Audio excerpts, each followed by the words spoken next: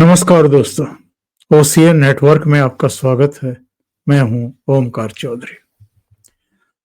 रक्षा मंत्री राजनाथ सिंह रविवार को सिंधी समाज के एक कार्यक्रम में थे और इशारों इशारों में जो कुछ वो कह करके गए हैं, बल्कि मैं कहूंगा कि जो धमाका करके गए हैं, पाकिस्तानी सेना और पाकिस्तानी सरकार की नींद उन्होंने उड़ा करके रख दी है।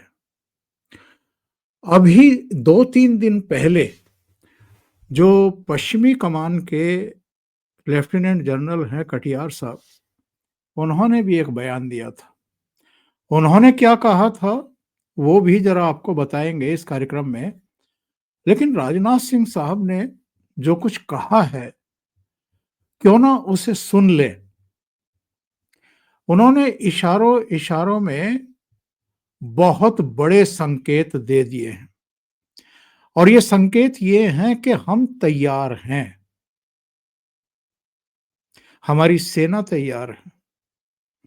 और हमारी सेना ने अभी हाल ही में पाकिस्तान की सीमा पर और उधर अरुणाचल से लेकर के दूसरी जगहों पर जिस तरह का अभ्यास किया है, वो भी जरा एक संकेत है, एक संदेश है। और दिल्ली में जो कुछ हुआ है, ये लाल किले से बस चंद कदमों की दूरी पर, इसको भारत पचाने वाला नहीं है, चुप करके भी बैठने वाला नहीं है। किसी भी आतंकी वारदात को भारत अपने ऊपर अटैक मानेगा, युद्ध मानेगा। ये ऐलान खुद प्रधानमंत्री नरेंद्र मोदी कर चुके हैं और समय आने पर अपने हिसाब से इस तरह की वारदातों का भारत जवाब देगा। इसके प्रति अब पाकिस्तान को, पाकिस्तानी सेना को और वहां बैठे हुए जितने भी आतंकी सरगना हैं जो यहां पर खेल कर रहे हैं, उनको बहुत आसानी से समझ में आ जाना चाहिए। क्या कहा है राजनाथ सिंह साहब ने, जरा पहले उसको सुन लेते हैं।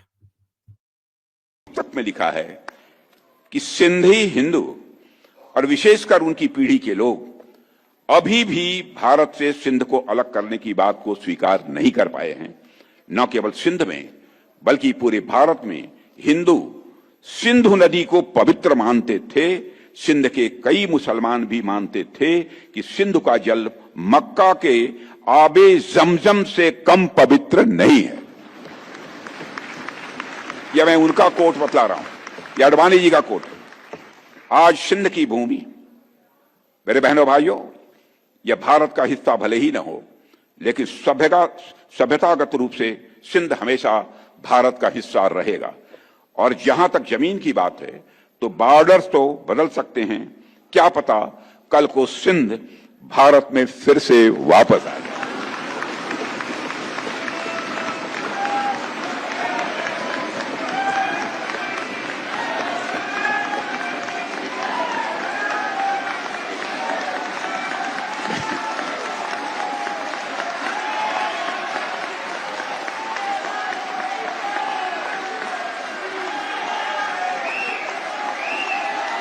लेकिन सिंध के हमारे लोग लेकिन सिंध के हमारे लोग जिन्होंने सिंधु नदी को पवित्र माना है, हमेशा हमारे वो अपने रहेंगे, वो चाहे कहीं भी हों। आपने देखा है तालियों का शोर, तालियों की गड़गड़ाहट और लोगों का उत्साह, क्योंकि देश के डिफेंस मिनिस्टर ये बात कह रहे थे कि सरहदें तो कभी भी बदल सकती हैं। आज सिंध कहीं और है और कल को भारत में मिल सकता है। शाम को ही कर्नल अजय रैना के साथ मेरी बात हो रही थी और उन्होंने कहा कि केवल सिंध की बात नहीं रहेगी। जब सिंध भारत में मिलेगा तो केवल सिंध नहीं मिलेगा, बलूचिस्तान भी भारत में मिलेगा। आप अंदाजा लगाइए ये कितनी बड़ी घटना होगी। इतिहास एक तरीके से पूरा पलट जाएगा, अपने आप को दोहराएगा। और अगर इतना बड़ा हिस्सा यानी सिंध, जहां कराची भी है, तमाम दूसरे स्थान भी हैं, उस पर अगर देश के रक्षा मंत्री, और देश के रक्षा मंत्री की ही नहीं, देश का रक्षा मंत्री कोई भी बयान तब देता है जब ऊपर से यानी प्रधानमंत्री के स्तर से कोई इंडिकेशन हो, कोई इशारा हो या कोई तैयारी हो। बहुत सारे लोगों ने ये कहा था जब ये ऑपरेशन सिंदूर चला था कि साहब अगर आप इतनी बढ़त में थे, और थे, इसमें अगर लगाने की भी जरूरत नहीं है, 9 आतंकी ठिकानों को, जिनमें से 3 जैश के, लश्कर के और हिजबुल के हेडक्वार्टर थे, उनको ध्वस्त कर दिया था। पाकिस्तानी सेना के दांत खट्टे कर दिए थे, वायु सेना के दांत खट्टे कर दिए थे। उनका एयर डिफेंस सिस्टम, उनका रडार, उनके एयरबेस, 11 एयरबेस उड़ा दिए थे एक तरीके से। इतना बड़ा काम करने के बाद बहुत सारे लोगों ने कहा कि फिर पीओके अपने कब्जे में क्यों नहीं कर लिया, क्योंकि वो ऑपरेशन सिंदूर था। वो पहलगाम में जो जेनोसाइड हुआ था हिंदुओं का, जो सिंदूर पहुंचने का काम किया था पाकिस्तानी आतंकवादियों ने, वो उसका बदला था। और 6-7 मई की रात को तो केवल उसी का प्रतिकार था, उसी का बदला था। अगर 7 और 8 मई को पाकिस्तानी सेना की तरफ से गुस्ताखियां ना होती, तो 9 और 10 मई की रात को जो हमारी सेना ने किया ब्रह्मोस के जरिए और दूसरे जरिए, उसे करने की जरूरत ही नहीं होती। लेकिन अब की जो तैयारी है उसके बारे में तो हमारे अपने चैनल पर भी कई रक्षा सुरक्षा विशेषज्ञ बता चुके कि इस बार रावलपिंडी, इस्लामाबाद और जहां जहां सैन्य ठिकाने हैं पाकिस्तान के, सीधे उनको अटैक करने की योजना भी हो सकती है। और पाकिस्तान केवल लैंड लॉक कंट्री बनकर के रह जाएगा, पाकिस्तानी पंजाब तक सीमित रह जाएगा। जो बाकी के उसके सूबे हैं, वो चाहे उधर आप फ्रंटियर सूबा कह लीजिए, गिलगिट बाल्टिस्तान, और इधर पीओके कह लीजिए, या सिंध और बलूचिस्तान कह लीजिए, वो अब उसके कब्जे में ही नहीं रहेंगे। वो सब बिखर जाएंगे, टूट जाएंगे, क्योंकि हर जगह असंतोष चल रहा है। तो मैं बता रहा था कि लेफ्टिनेंट जनरल कटियार साहब ने क्या कहा था, जरा उसको भी एक नजर देख लेते हैं। अभी की बात है, ये एक दिन पुरानी बात है। राम प्रहार युद्धाभ्यास, लेफ्टिनेंट जनरल मनोज कटियार ने पाकिस्तान को दिया संदेश, बोले ऑपरेशन सिंदूर से बड़ा एक्शन संभव। और इन्होंने कहा कि पाकिस्तान की किसी हिमाकत की सूरत में सेना ऑपरेशन सिंदूर से बड़ी कार्रवाई के लिए तैयार है। युद्धाभ्यास में सीमा पार कब्जे, नदियों को पार करने और आधुनिक तकनीक के उपयोग का अभ्यास किया गया। यानी सीमा पार जाकर के कब्जा करने का युद्धाभ्यास किया गया है। और इन्होंने जो कहा है उसका डिटेल मैं आपको बता देता हूं। पश्चिमी कमान के ये कमांडर हैं लेफ्टिनेंट जनरल मनोज कुमार कटियार, जो रावलपिंडी, इस्लामाबाद और इन सारे जगहों के ठीक सामने खड़े हुए हैं और वहां की सेना को कमांड कर रहे हैं। इन्होंने कहा कि हालांकि हम जानते हैं कि दुश्मन फिर से ऐसा कुछ कर सकता है जिससे ये ऑपरेशन फिर से शुरू करना पड़े। उन्होंने कहा हमने नदियां पार कर दुश्मन के इलाके पर कब्जा करने का अभ्यास भी किया है, क्योंकि पाकिस्तान के खिलाफ जमीनी कार्रवाई में सेना को चेनाब, रावी और सतलुज जैसी नदियां पार करनी होंगी। युद्ध में तकनीक का योगदान, लेफ्टिनेंट जनरल कटियार ने कहा कि पश्चिमी कमान के अंतर्गत राम डिवीजन 1 महीने से वहां युद्धाभ्यास कर रहा है। इसका उद्देश्य पाकिस्तान क्षेत्र में घुसकर सामरिक ठिकानों पर कब्जा करना है। उन्होंने कहा, आधुनिक युद्ध में तकनीक का बड़ा योगदान है, लेकिन प्रशिक्षण सबसे महत्वपूर्ण है। युद्ध भले कई क्षेत्रों में लड़ा जाएगा, लेकिन जीत केवल जमीन के युद्ध से हासिल होगी। यानी जब आप कब्जा कर लेंगे जमीन पर, तब जीत मान ली जाएगी, वरना जीते तो इस बार भी थे हम।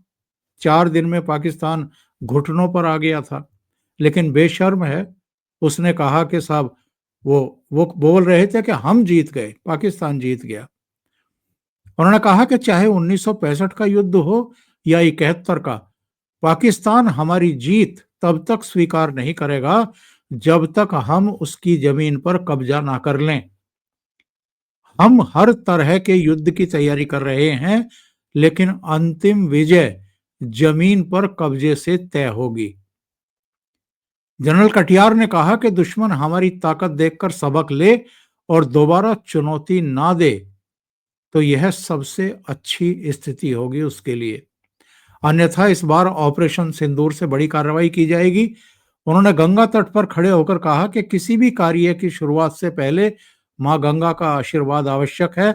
हमें विश्वास है मां गंगा का आशीर्वाद हमारे साथ है। जनरल कटियार ने कहा कि निगरानी और निर्णय क्षमता जैसे क्षेत्रों में भी एआई का इस्तेमाल किया जा रहा है। इसे भविष्य में और बढ़ाया जाएगा। सेना सभी प्रकार के युद्ध, साइबर, रासायनिक, परमाणु और जैविक के लिए तैयार है।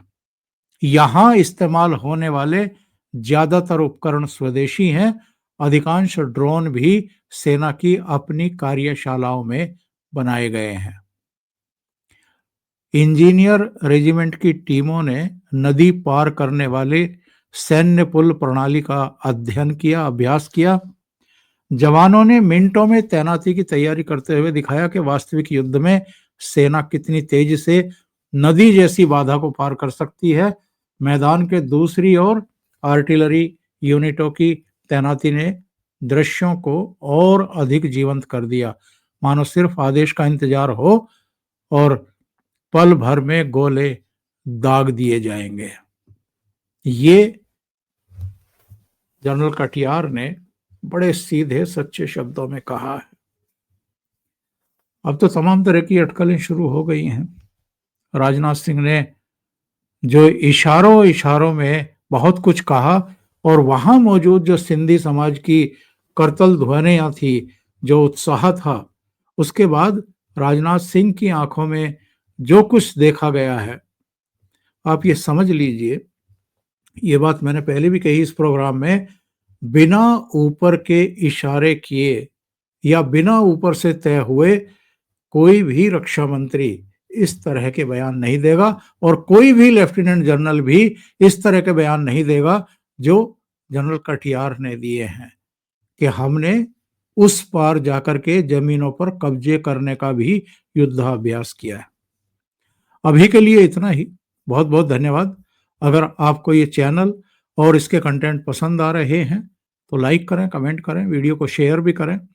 अभी तक अगर आपने ये चैनल सब्सक्राइब नहीं किया है तो सब्सक्राइब कर लें, साथ में लगे बेल आइकॉन को दबा दें ताकि आगे आने वाले वीडियो और उनके नोटिफिकेशन आप तक पहुंचते रहें। बहुत बहुत धन्यवाद। नमस्कार।